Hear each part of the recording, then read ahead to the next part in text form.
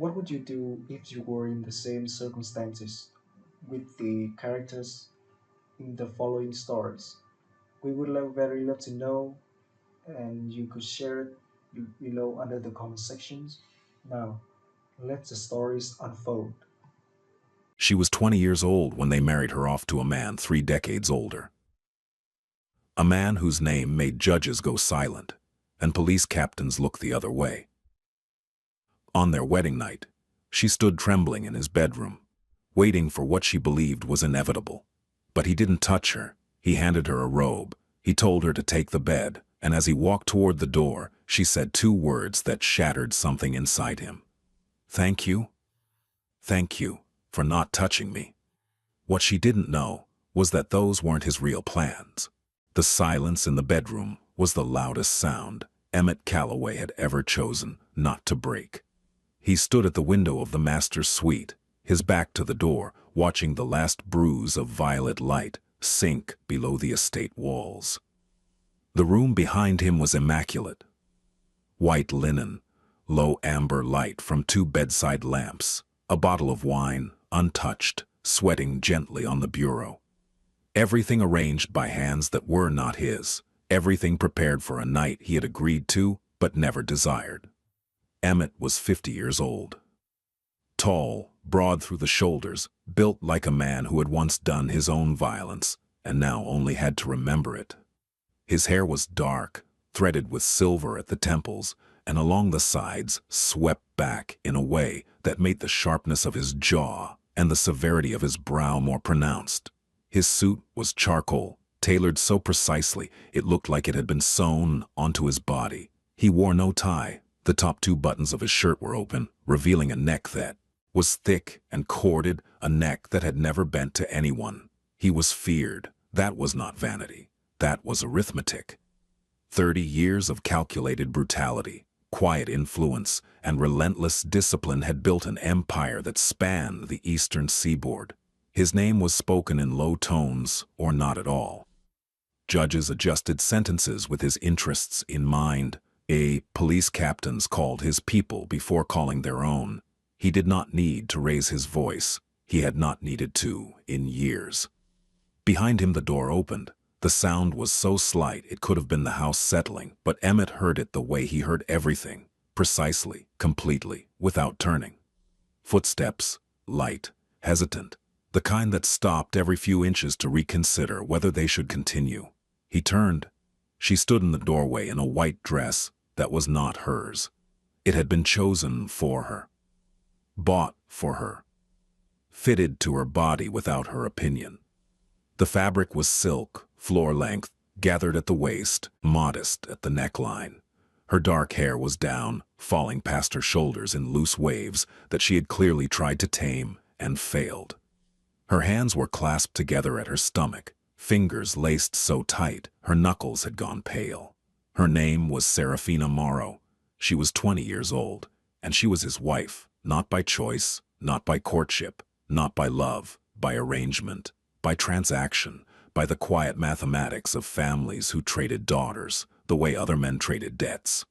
Emmett studied her the way he studied everything, without expression, without hurry.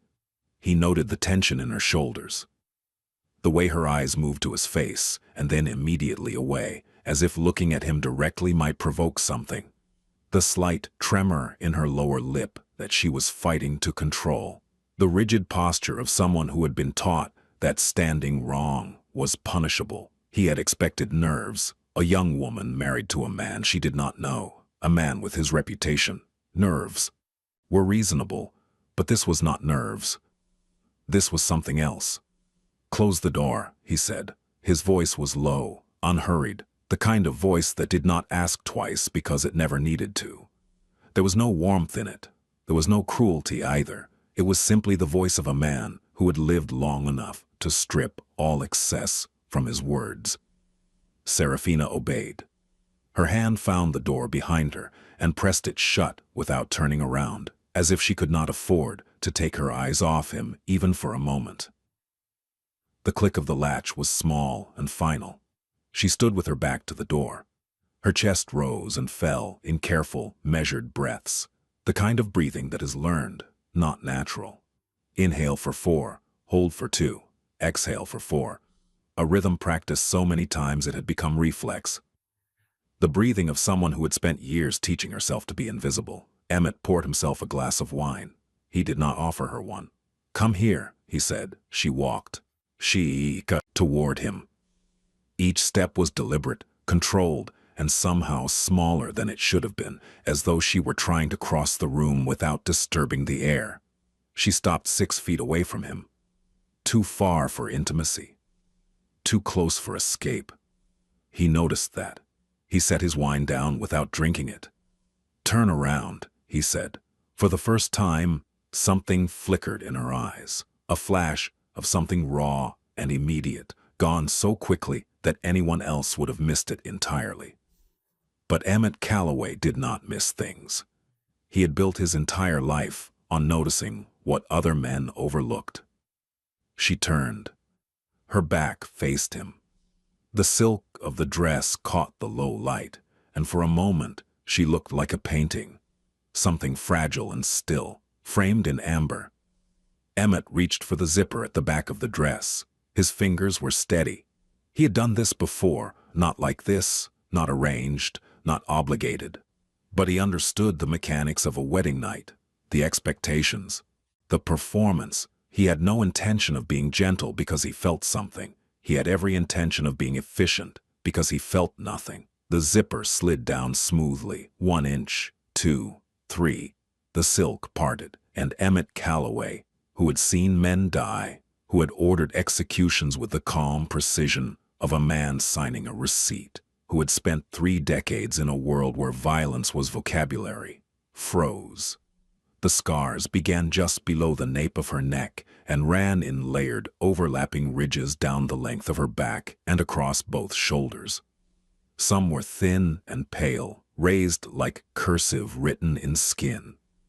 Others were wider, darker, the kind that came from something heavier, a belt, a cord, something that left more than a line. There were marks that had healed cleanly and marks that had not, where the skin had torn and reformed in irregular patterns, textured and uneven, like the topography of a country ravaged by storms. They were not random. There was a pattern to them. Horizontal lines, evenly spaced, concentrated across the shoulder blades and the upper back, as though someone had been methodical about it, practiced, someone who had done this many times, someone who had done this over years. The room went still. Emmett did not move. His hand remained on the zipper, his fingers now motionless, suspended against the fabric, as though the signal between his brain and his body had been cut. His breath came in through his nose, slow, controlled, the way he always breathed. But something behind his ribs had shifted, something heavy, something that had no name yet. Serafina's shoulders drew inward, a small, unconscious motion, the motion of someone who had been seen before, who had been looked at in this exact position, and who expected what always came next: disgust, questions, or the particular silence that precedes being discarded. She waited. He could hear her breathing change. The careful rhythm she had maintained collapsed into something shorter, shallower, quicker. Her hands, hanging at her sides, began to tremble, not dramatically, not visibly, unless you were standing close enough to see the faint vibration in her fingertips. Emmett was standing that close. He did not speak. 5 seconds passed. 10. 15. In those 15 seconds, Emmett Calloway understood something that rearranged the architecture of his assumptions. She was not afraid of him. She had never been afraid of him. The trembling, the controlled breathing, the way she had entered the room like someone approaching a minefield. All of it made sense now, and none of it had anything to do with his name, his reputation, or the empire he commanded. Onain, she was afraid of what always happened next. He was afraid of hands. He withdrew his, slowly, without touching her skin. He stepped back. 1 step. 2. He set his hands at his sides, palms open, as though he were disarming himself of a weapon she could not see. "Who did this?" His voice was quiet, quieter than before. Stripped of the controlled authority, he normally wore like a second skin. This was something else entirely, something underneath, something that had not surfaced in decades. Serafina did not turn around. Her head lowered. Her hair fell forward, covering the sides of her face. Her shoulders began to shake, and for one terrible moment, the room held nothing but the sound of a woman trying very hard not to cry and failing. "Please," she whispered, "please don't ask me that." It was the first thing she had said to him all evening. Her voice was small, fractured, built from borrowed air. It was the voice of someone who had learned that answering certain questions led to certain consequences, and who had been trained to deflect rather than reveal. Emmett looked at her shaking back, at the roadmap of pain carved into her skin, at the way she stood there, exposed, humiliated, braced for impact, and something inside him that had been dormant for so long, he had forgotten it existed, began to stir. Not desire, not pity. Rage. Cold, precise architectural rage. The kind that does not burn. The kind that builds. He picked up his wine glass and drained it in one long, silent pull. Then he set it down and walked to the closet. He removed a robe, his, dark gray, oversized, and crossed the room to where she stood. He did not touch her. He held the robe open behind her the way one holds an umbrella for a stranger in the rain. Offered, not imposed. "Put this on," he said. She turned her head just slightly, just enough to see the fabric in his hands. Her brow furrowed. Confusion rippled across her face. Genuine naked confusion. The kind that comes when reality contradicts every expectation a body has been conditioned to hold. She took the robe. She pulled it over her shoulders and wrapped it around herself, holding it closed at her chest with both hands, as if it were armor. "Sit down," Emmett said. He gestured toward the armchair beside the window. "Fee, you're sleeping there tonight. I'll take the chair in the study." She blinked. She started. "You're not sleeping with me tonight," he said, and the sentence carried no disappointment, no anger, no negotiation. It was a statement of fact, delivered with the same certainty he used to close deals or end conversations. "You are sleeping, that's all. Take the bed." He moved toward the door. "Mr. Calloway." He stopped, turned. His face was unreadable. The lamplight caught the silver in his hair and the hard lines of his jaw, and for one moment he looked like exactly what the world said he was. Dangerous, impenetrable, carved from something colder than stone. "Thank you," she said. Her voice cracked on the second word. "For not—" She could not finish the sentence. He understood what she meant. "Thank you for not touching me. Thank you for not demanding what you paid for. Thank you for not adding your name to the list of men who have used my body as currency." Emmett Calloway looked at his wife of 6 hours and felt something settle in his chest like a stone dropped into still water. It sank slowly, displacing everything else, and by the time it reached the bottom, he knew, with absolute clarity, that this night had changed something fundamental. He did not know what. Not yet. "Good night," he said. He closed the door behind him. And for the first time in 30 years, Emmett Calloway stood in a hallway of his own home and did not know what to do next. In the bedroom, Serafina Morrow sat on the edge of the bed, with the robe pulled tight around her body, and stared at the closed door as though it were a riddle she had never been taught to solve. No man had ever given her a robe. No man had ever looked at her scars and stepped back instead of forward. No man had ever said good night and meant only that. She pulled her knees to her chest. She pressed her face into the soft fabric that smelled like cedar, and something darker, something warm, something that belonged to a man she had been told was the most dangerous person she would ever meet. And for the first time, in as long as she could remember, Serafina did not cry herself to sleep because she was afraid. She cried because she was confused, because kindness, when it arrives in a place where only cruelty has ever lived, is the most disorienting thing in the world. 3 days passed. Emmett Calloway watched his wife the way he watched enemies, from a distance without announcing his attention, cataloging every detail. He watched her at breakfast, where she sat at the far end of the table and ate so carefully that each bite seemed calculated to produce the least possible sound. She buttered her toast in precise geometric strokes. She never poured her own coffee until he had poured his. She never sat down until he was already seated. She never started eating until he had taken his first bite. These were not manners. These were survival instincts dressed in courtesy. He watched her in the hallways of the estate, where she moved along the walls, like water following a channel, always taking the path that put the most distance between herself and any person she encountered. When one of his men passed her, she would stop, press herself slightly to the side, lower her eyes, and wait until they had gone. She did not do this out of deference. She did it the way a small animal freezes when a shadow passes overhead. He watched her in the kitchen on the second morning, at 6 a.m., 2 hours before anyone else was awake. She was scrubbing the countertop. Not cleaning it, scrubbing it. Her hands were red. The sponge was soaked through. The counter was already spotless, but she continued, working in tight, obsessive circles, her face blank, her eyes unfocused, as though she were somewhere else entirely, as though her hands were performing a ritual her mind had long stopped questioning. He stood in the doorway for 45 seconds before she noticed him. When she did, the sponge dropped from her hand. She spun around. Her back hit the counter. Her breath stopped. "I'm sorry," she said, immediately, before he had spoken, before he had moved. The apology was automatic, fired from a reflex so deeply embedded it preceded all thought. "I'm sorry. I didn't mean to, I was just—" "Serafina."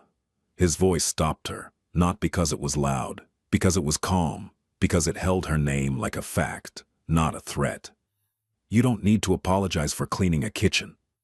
She stared at him. Her hands were shaking again. She pressed them behind her back, against the counter, hoping he would not see. He saw. "I just wanted to make sure everything was—" "The kitchen is cleaned every evening by staff." He paused. "You know that."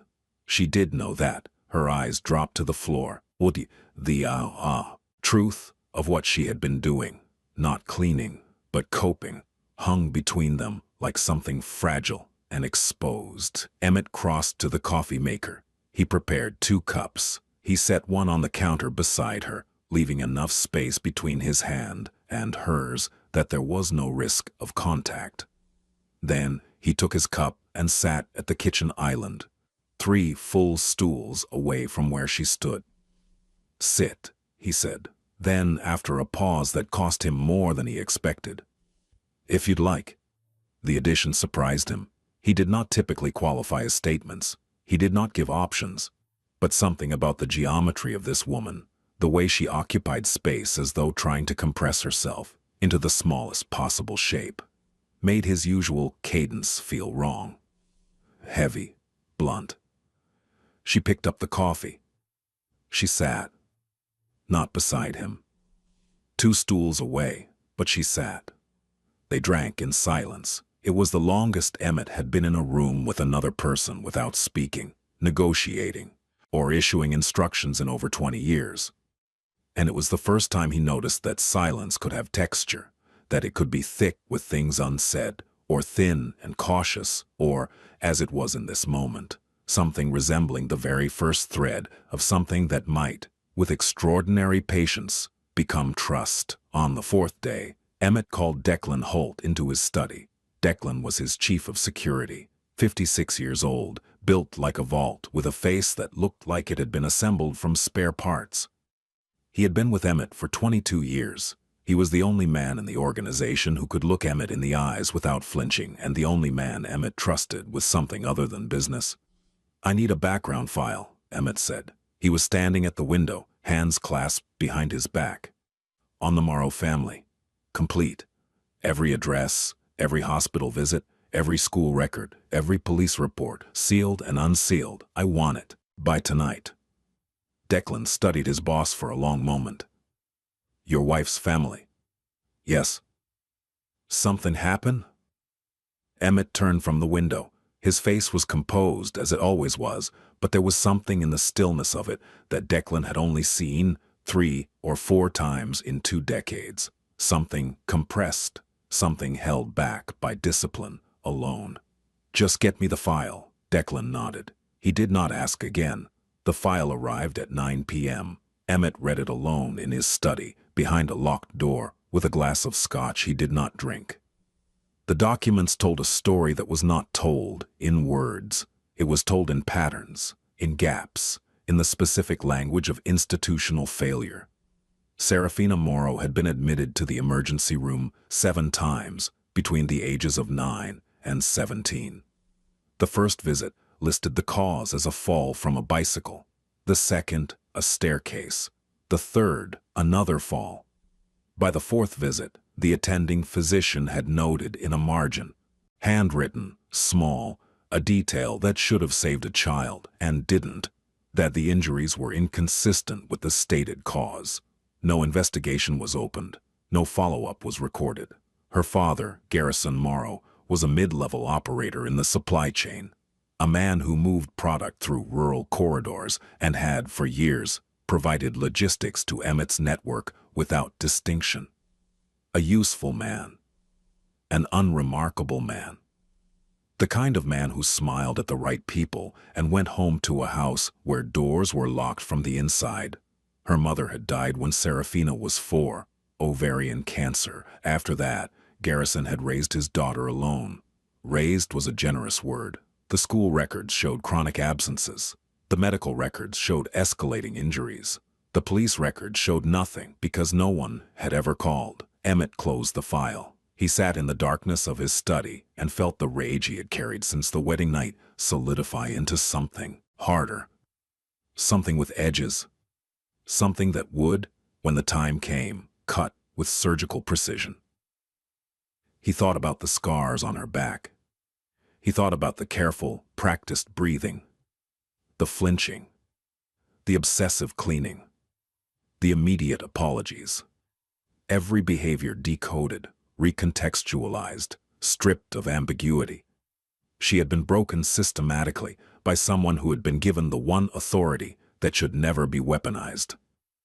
The authority of a father. Emmett poured his scotch down the sink.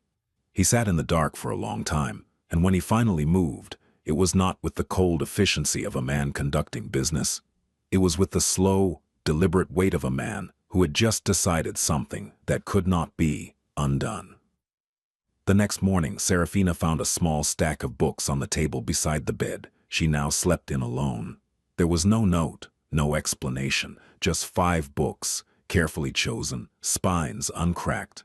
2 novels, a collection of poetry, a guide to the gardens of the Pacific Northwest, and a cookbook, not instructional, but the kind that was more memoir than recipe, the kind that told stories through food. She touched their spines. She did not pick them up. She did not know what they meant. She did not know if they were a gift or a test. In her experience, things given freely were debts in disguise. But she looked at them for a long time, and later that afternoon, when the house was quiet, she took the cookbook to the garden bench and opened it in the sun, and for 20 minutes she read about a woman in Tuscany who made pasta by hand while mourning her husband, and Serafina did not realize she was smiling until the wind moved her hair across her face and broke the spell. She closed the book quickly.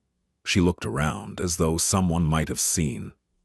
No one had, except Emmett, who was watching from the window of his study, his face expressionless, his chest tight with something he did not yet have the vocabulary to name. 2 weeks into the marriage, Garrison Morrow called. Emmett took the call in his study. He listened for 3 minutes. His face did not change. When the call ended, he set the phone down and remained still for a long time. Garrison wanted to visit. He wanted to see his daughter. He framed it as paternal concern. He used phrases like making sure she's settled and just a father checking in. His voice was warm, reasonable, practiced, the voice of a man who had spent a lifetime constructing a version of himself that other people found acceptable. Emmett agreed to the visit, not because he wanted to, because he needed to see it. He needed to see what Garrison Morrow looked like standing in the same room as the woman whose back he had turned into a canvas of suffering. He needed to watch, he needed to measure, and then he needed to decide. Garrison Morrow arrived on a Saturday afternoon in a gray suit that was slightly too large and shoes that were slightly too polished. He was a compact man, 5'9", with thinning hair combed carefully across his scalp and a smile that appeared on command, wide and empty, the kind of smile that existed to fill silence. Emmett met him in the foyer. They shook hands. Garrison's grip was firm and eager, the grip of a man who wanted to be perceived as substantial. Emmett, Garrison said, and the use of the first name was deliberate, an attempt to establish familiarity where none existed. Beautiful home, truly. I can see why you... She's in the garden, Emmett said. The smile flickered, adjusted, held. Wonderful. She always did love being outside, even as a little girl couldn't keep her indoors. He laughed. The sound was hollow. Emmett said nothing. He led Garrison through the house. They found Serafina on the garden bench. She was reading the cookbook. She had been reading it every afternoon for 3 days, sitting in the same spot, in the same position, and Emmett had noticed that each day she sat a little more comfortably, a little less like someone waiting to be interrupted. She heard their footsteps on the stone path and looked up. The book fell from her hands. It was not a dramatic gesture. It was not a choice. The book simply left her fingers because every muscle in her body had locked simultaneously. Her face, which had been soft and open in the afternoon light, collapsed into something flat and rigid. Her eyes went wide, then narrow, then somewhere far away. Her shoulders drew up toward her ears. Her hands pressed flat against her thighs. She stood. "Dad," she said, one word, one syllable. And in that syllable, Emmett heard everything the file had told him, and everything it had left out. He heard the particular pitch of a voice calibrated to avoid provocation. He heard submission, layered over terror, layered over something older and deeper. The exhaustion of a person who has been afraid for so long that fear has become indistinguishable from identity. "There she is," Garrison said, and he moved toward her with his arms open. Serafina did not step back. She did not flinch. She stood perfectly still and allowed her father to embrace her, and the embrace looked normal, warm, even, except that her arms did not rise. They stayed at her sides. Her hands remained flat against her legs. Her body was rigid inside the circle of his arms, like a mannequin being held by a living man. Emmett watched. He watched the way Garrison's hand rested on the back of her neck. Casually, proprietarily, the way one holds a dog's collar. He watched the way Serafina's breathing went shallow and rapid the moment that hand made contact. He watched the way her eyes over her father's shoulder found Emmett's face and held it, not with a request, not with a plea, but with the blank, dissociated stare of someone who had gone somewhere else inside herself. Garrison released her. He held her at arm's length, hands on her shoulders, and looked at her with an expression that mimicked tenderness so precisely that anyone watching would have believed it. "You look well," he said. "Healthy. Are you eating? You look like you've put on weight." The comment landed like a blade between ribs, subtle, precise, wrapped in concern. Serafina's chin dropped 1/2 inch. Her posture, already rigid, became smaller. "I'm eating fine," she said. "Good. Good." Garrison turned to Emmett with the smile again. She was always a picky eater. "Drove me crazy. You know how girls are." Emmett looked at Garrison Morrow. He did not smile. He did not nod. He looked at him the way he looked at men who were about to discover the precise cost of underestimating him, with the absolute stillness of a predator who has already decided and is simply choosing the moment. "Let's go inside," Emmett said. "We'll have lunch." Lunch was served in the dining room. Garrison sat at one end, Serafina in the middle, Emmett at the other end. The configuration was deliberate. Emmett wanted to watch them both. Garrison talked. He talked about business, about the weather, about a fishing trip he was planning. He told stories about Serafina as a child, charming, rehearsed anecdotes that painted a picture of a loving, if imperfect, single father doing his best. He laughed at his own stories. He touched Serafina's hand across the table when he referenced her, a gesture meant to look affectionate. Each time he touched her, her fork stopped moving. Each time he said her name, her shoulders rose a fraction of an inch. Each time he told a story about her childhood, something behind her eyes went dark, as though a light were being switched off, room by room, inside a house she could not escape. Emmett ate in silence. He spoke when spoken to. He gave nothing away. But his attention never wavered, and the architecture of his rage continued to build, floor by floor, corridor by corridor, until it was a structure so vast and so precise that it could have housed a city. After lunch, Garrison asked to speak with Serafina, alone. Just 5 minutes, he said. Father-daughter business. You understand? Emmett looked at Serafina. She was staring at the table. Her hands were in her lap. She had not looked up since the request was made. Of course, Emmett said. He stood. He buttoned his jacket. He walked to the door. And then he stopped. He did not turn around. He stood in the doorway, his back to the room, and he said the words with such quiet precision that they carried the weight of a verdict. Declan will be outside the door. If you need anything, Serafina, you only need to say so. The room went silent. Garrison's smile faltered. For one brief, unguarded moment, something crossed his face. Not fear exactly, but recognition.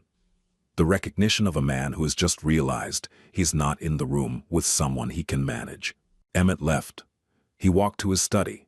He sat behind his desk. He waited. 7 minutes later, the door to the dining room opened. Footsteps. Garrison's voice in the foyer, loud and jovial, saying goodbye to no one in particular. The front door. A car engine. Gravel. Silence. Emmett walked to the dining room. Serafina was standing by the window. Her back was to the door. Her arms were wrapped around herself. She was shaking, not crying, not speaking, just shaking as though her body were trying to expel something it had been holding for most of her life. He stood in the doorway. Serafina. She did not turn. He won't visit again, Emmett said. She turned now. Her face was streaked with tears she had not made a sound producing. Her eyes were red, raw, furious in a way he had not seen before, not at him, not at anyone in the room, but at something vast and systemic and years deep, something that could not be fixed with a single sentence. You don't know what he... I know, Emmett said. 2 words, spoken without drama, without elaboration, without the need to prove or explain. I know. Serafina stared at him. Something in her face changed. The fury did not disappear, but it shared space with something else now. Surprise, confusion, and the very first, tentative filament of relief. The kind of relief that comes not from being saved, but from being believed. You know, she repeated, flat, testing. I know what he did to you. I know how long it went on. And I am telling you with absolute certainty that he will not be permitted in this house again. She opened her mouth, closed it, her hands unclenched. The shaking slowed. Why? She asked. Her voice was barely audible. Why would you care? It was the most honest question anyone had asked Emmett Calloway in years. And for a moment, he did not have an answer. Not because he didn't care, but because the word care felt insufficient, imprecise, too small for the thing that had taken root in his chest since the night he had seen her scars. He looked at her for a long time. Because what was done to you was not your fault, he said, and it should have been stopped by someone with the power to stop it. That person was not there then. I am here now. Serafina pressed her hand against her mouth. A sound escaped. Not a cry, not a word, but something between them, something that lived in the space where language fails and the body speaks instead. She sank into the nearest chair. Emmett did not approach her. He did not touch her. He stood in the doorway of his own dining room and gave her the only thing he had ever been truly terrible at giving anyone. Space. Time. The right to fall apart without consequence, In the weeks that followed, Emmett Calloway began to dismantle himself, not visibly, not dramatically, not in any way his men would notice or his enemies would exploit, but quietly, in the small spaces between commands. He began removing the mechanisms of dominance that had governed every relationship he had ever had. He stopped entering rooms where she was without making sound first. A knock, a footstep, the clearing of his throat. He learned that she flinched less when she knew he was coming. He learned that anticipation was different from fear and that the distance between the two was a sound in a hallway. He stopped telling her where to sit, when to eat, what to do. He replaced commands with suggestions. Then he replaced suggestions with silence. Then he let silence become its own kind of invitation. The kind that said, "This is your space too, and you may use it however you choose." He noticed that she began to move differently. Not overnight, not in leaps, in millimeters. The first time she poured her own coffee before he had poured his, she hesitated with the pot in her hand, glancing at him sideways, waiting for correction. He said nothing. She poured. The next morning, she poured again without looking. The first time she walked down the center of a hallway instead of along the wall, she caught herself halfway through and corrected, pressing back toward the baseboard as though pulled by a magnetic force. But the next day, she made it 4 more steps toward the center before the pull took her back. And the day after that, 5. He watched these small victories, the way a man might watch a plant he had been told was dead begin to produce a single green leaf, with stillness, with attention, with the understanding that growth at this scale required not intervention but witness. One evening, 3 weeks after Garrison's visit, Serafina appeared in the doorway of Emmett's study. He was reading a financial report. Something routine. He looked up and found her standing there in a way he had not seen before. Not pressed against the frame, not braced for dismissal, but standing. Simply standing, her weight evenly distributed, her hands at her sides. "Can I ask you something?" she said. He set the report down. "Yes." "Why haven't you—" She stopped. She looked at the floor, then at the window, then back at him. "Why haven't you touched me?" The question sat in the room between them. It was not an invitation. It was a genuine inquiry, delivered with the confused sincerity of someone who had been taught that physical contact was a currency owed, and who could not understand why the debt had not been collected. Emmett leaned back in his chair. He considered the question with the same gravity he gave to anything that mattered. "Because you have not asked me to," he said. She blinked. "You're my husband." "That is not the same thing as permission." Something broke open in her face. It was not dramatic. It was not cinematic. It was a small, private rearrangement of features, the brow softening, the jaw unclenching, the eyes filling with something that was not tears, but might have been their precursor. The look of someone who has just been told a rule they have lived under their entire life does not actually exist. "I don't understand you," she whispered. "I know," he said, and then, quietly, "That's all right." She stood in the doorway for another moment. Then she nodded once and left. Emmett returned to his report, but the words swam, the columns blurred. He sat for a long time staring at nothing, and he felt the architecture of his life, the carefully constructed fortress of control and indifference, develop its first crack, not from attack, from tenderness, which, he was beginning to learn, was infinitely more destructive. A week later, Declan came to him with an update. Garrison Morrow had been making calls, reaching out to contacts within the organization, asking questions about his daughter, about the arrangement, about whether the marriage was being honored. His language was careful, coded, but the implication was clear.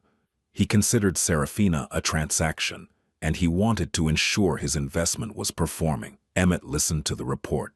His face did not change. "Does he have anyone's ear?" Emmett asked.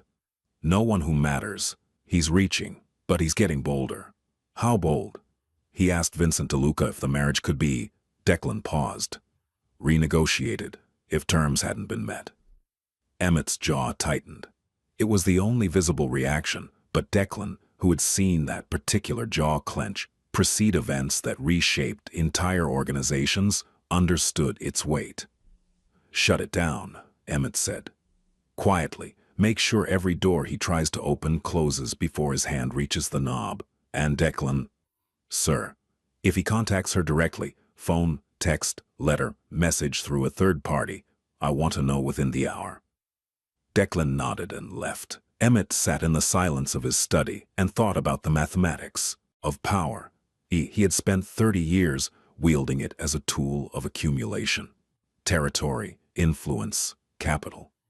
He had never once considered that power could be wielded as shelter, that the same structures built to dominate could, with intention, be reconfigured to protect. It was a new equation, and he was still learning the variables. That night, for the first time, Serafina knocked on his study door at 8 p.m. and asked if he wanted tea. He did not want tea. He had never, in 50 years of living, expressed a preference for tea. But he said yes. She made it in the kitchen.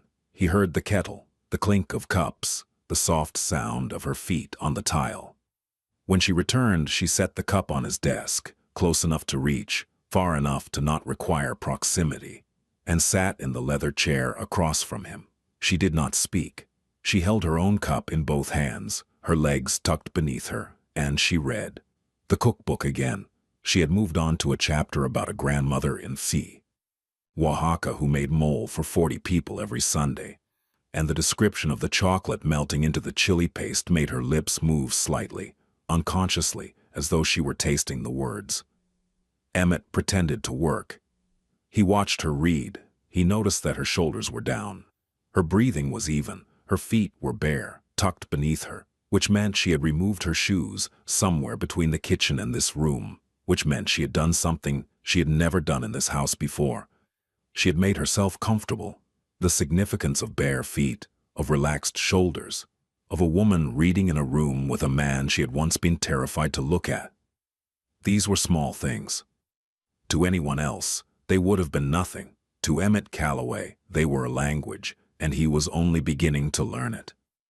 2 months into the marriage, on an evening in late October when the estate was bathed in the copper light of a dying season, Emmett Calloway sat across from his wife in the study and did the most difficult thing he had ever done. He let go. Serafina. She looked up from her book. The cookbook had been replaced, finally, by one of the novels he'd left on her nightstand. A slow, intricate story about a woman who walked across Spain alone, and Serafina had been reading it with the quiet intensity of someone discovering that other lives existed beyond the perimeter of her own. Yes, her voice had changed. He had noticed it changing over weeks, gaining half a register, losing the whispered thinness that had defined it, becoming something that took up space in a room rather than shrinking away from it. She still spoke carefully, but she no longer spoke as though each word were a debt. Emmett set down the pen he had been holding. He folded his hands on the desk. He looked at her with the kind of deliberate attention he reserved for moments that could not be undone. I want you to know something, he said, and I want you to hear it without thinking. I expect a response. She closed her book. She gave him her full attention. It struck him, again, as it struck him more and more often these days, how beautiful she was when she was not afraid. How the removal of fear changed the geometry of her face, opened her features, allowed her eyes to hold light instead of reflecting it away. This arrangement was made without your consent, he said. You were given to me by a man who had no right to give you. You were traded, like property, and I participated in that transaction. I may not have known the full extent of what you were escaping, but I knew you did not choose this. And I accepted it anyway. She did not move. Her hands tightened around the book in her lap. I cannot undo that, he continued. I cannot go back and make a different decision, but I can make one now. He paused. The study was quiet. The clock on the mantel ticked. Outside, the wind moved through the oaks that lined the estate drive, and the last leaves of autumn scraped against each other with a sound like whispered arguments. "You can leave."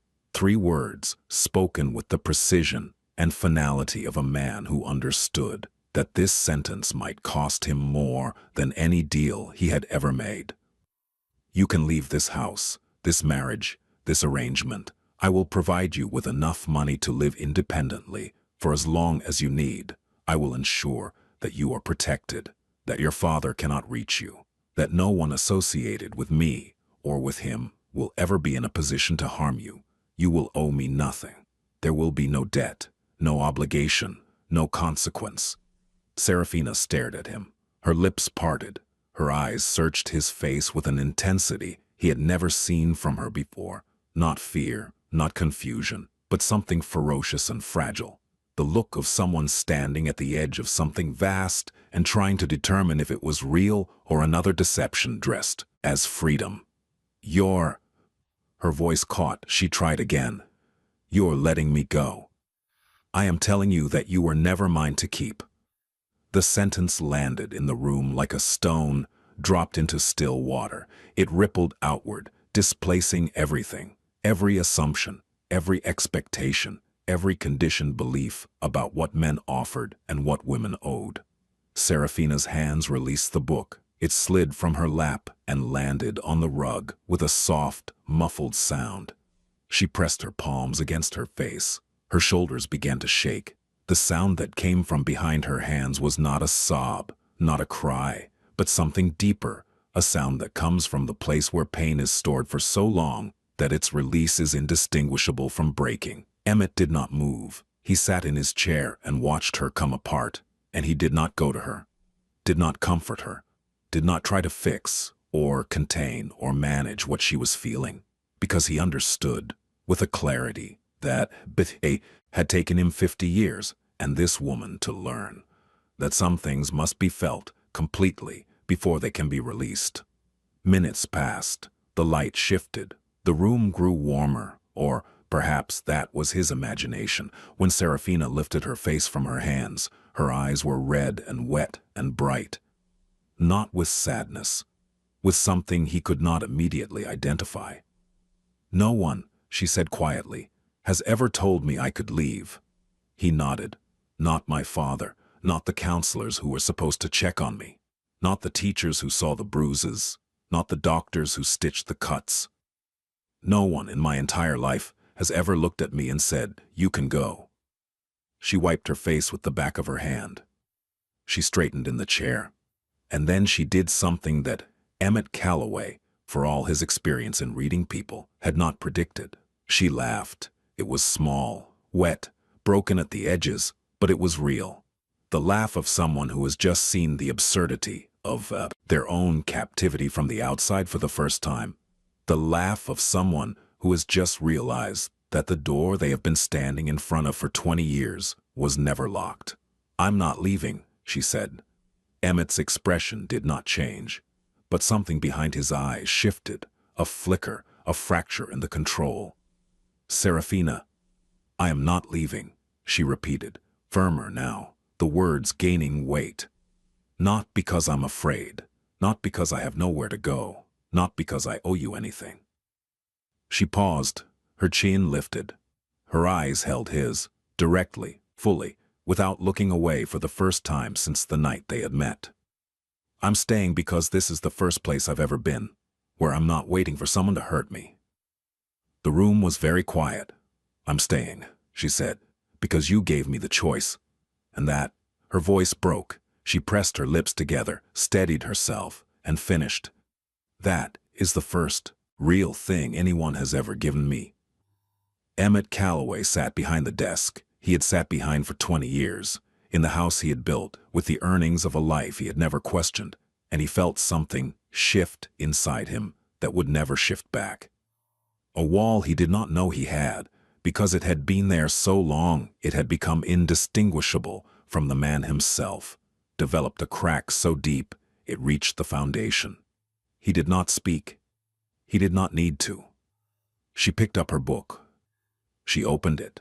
She continued reading. And the silence between them, which had once been heavy with all the things they did not know how to say, became something else entirely.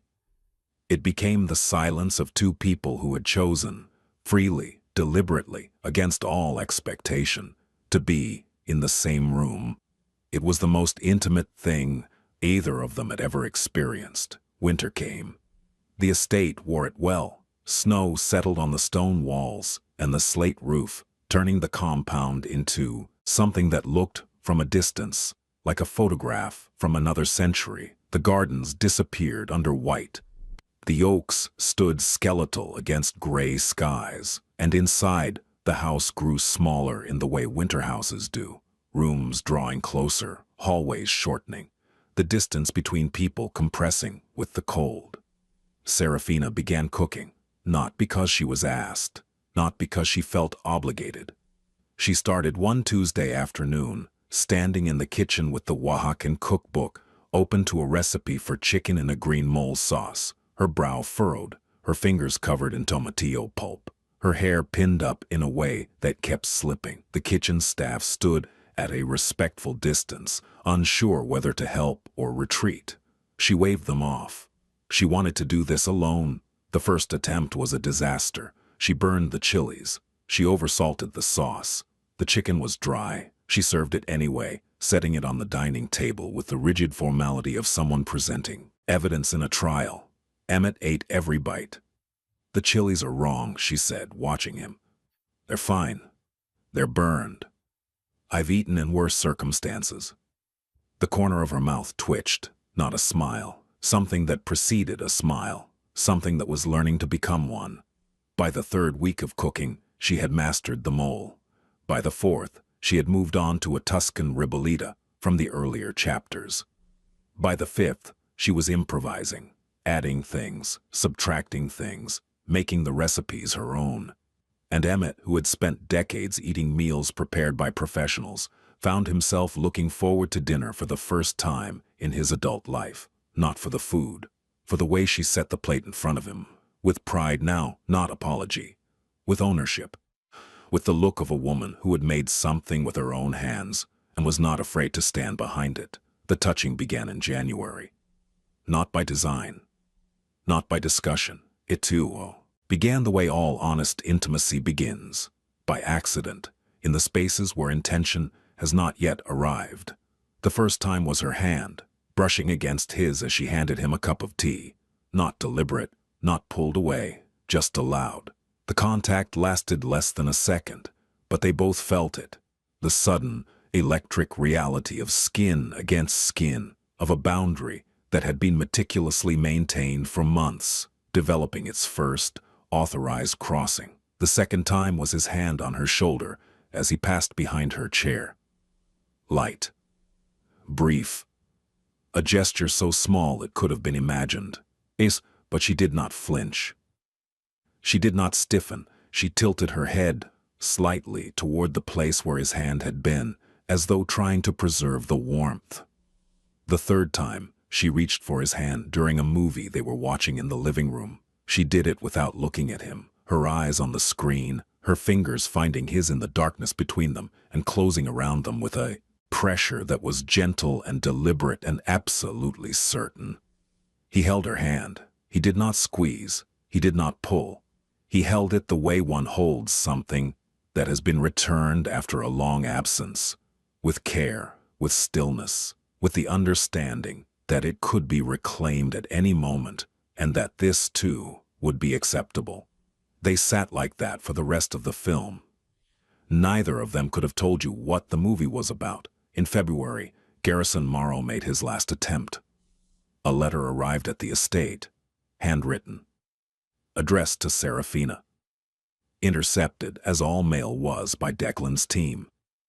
Declan brought it to Emmett. Emmett read it. The letter was 3 pages. It began with "missing you" and ended with "come home." In between, it wove a narrative of paternal devotion, of sacrifices made, of love that was imperfect but genuine. It acknowledged, in careful, strategic language, that things had been hard, that mistakes were made. The passive voice was deliberate, Surgical. Mistakes were made. Not I beat you. Not I left scars on your back that you will carry for the rest of your life. Mistakes were made, as though the violence had been a weather event, something that happened to both of them equally, something for which fault was atmospheric and shared. Emmett set the letter on his desk. He looked at it for a long time. Then he stood, took the letter to Serafina's room, and placed it on her nightstand. She found it that evening. She read it standing up. She read it twice. When she finished, she folded it carefully, walked to the fireplace in the living room, and placed it on the burning logs. She stood watching it curl and blacken, and her face was still, and her breathing was even, and her hands were steady. Emmett stood behind her.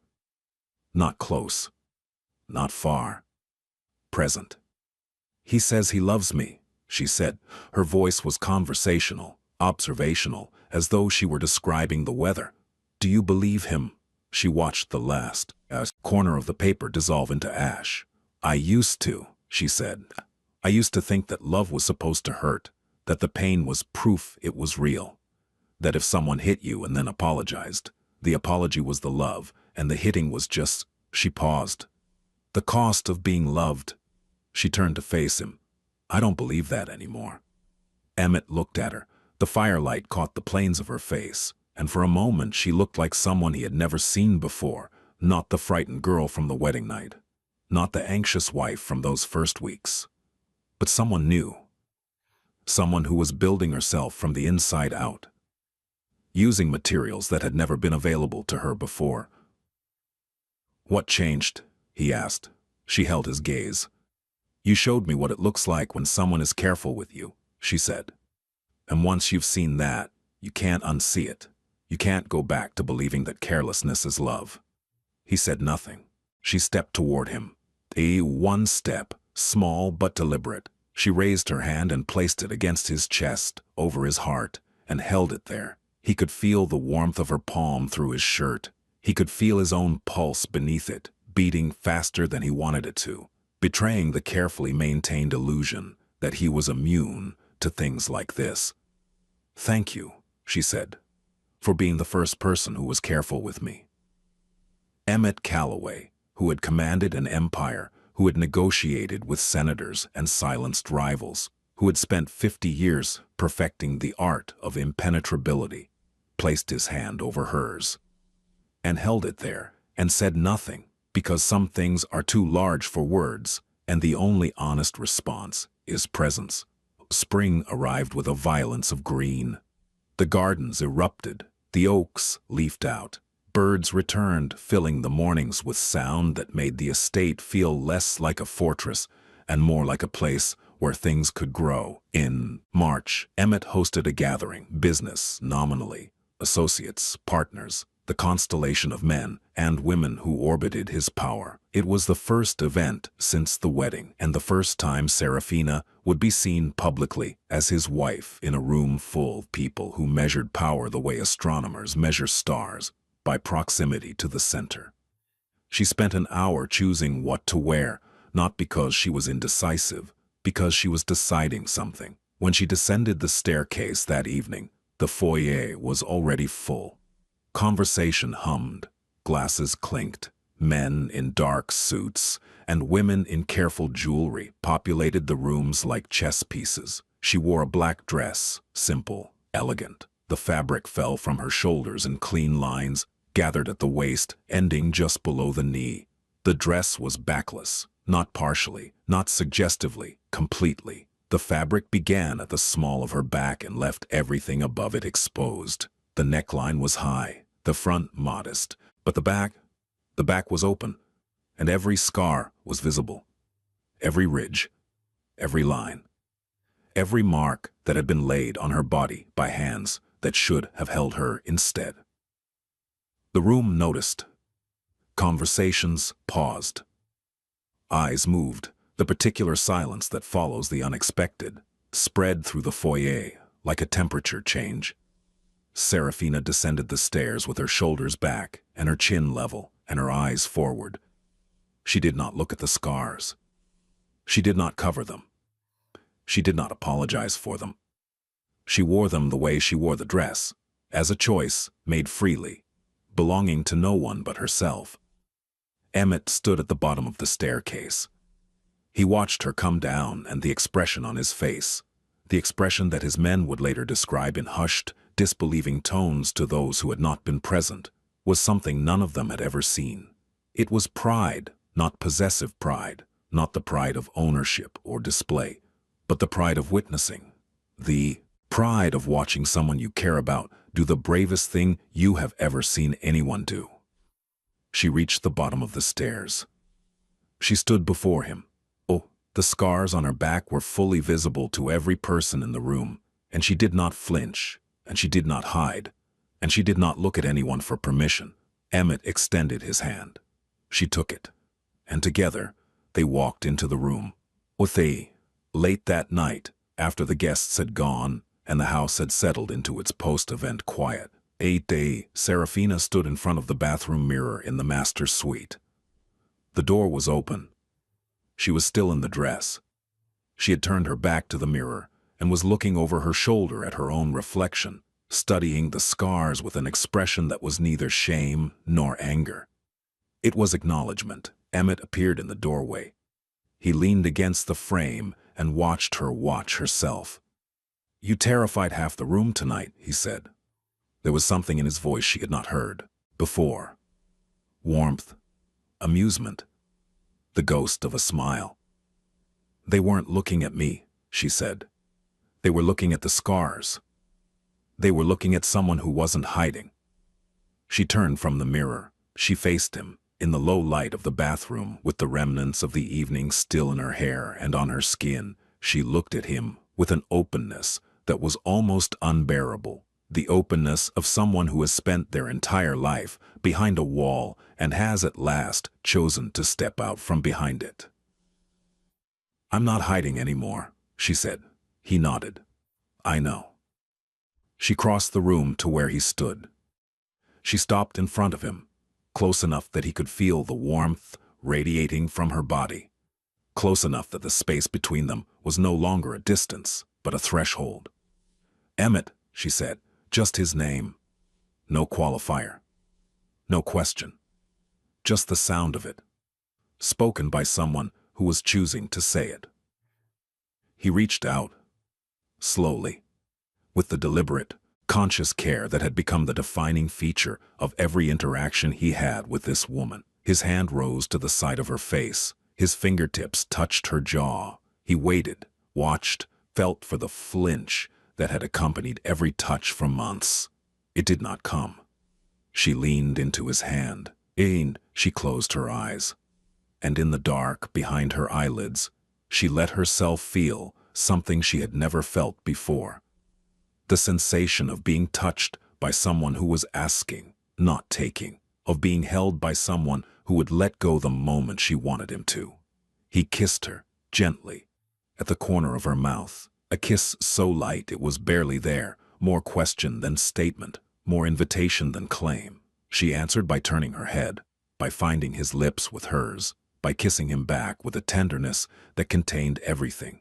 Every month of silence, every carefully poured coffee, every evening spent reading in his study, every small, courageous step toward the center of a hallway. She had once been afraid to walk.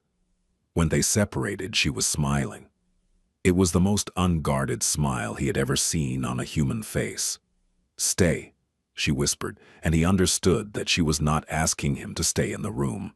She was not asking him to stay in the marriage. She was asking him to stay exactly as he was.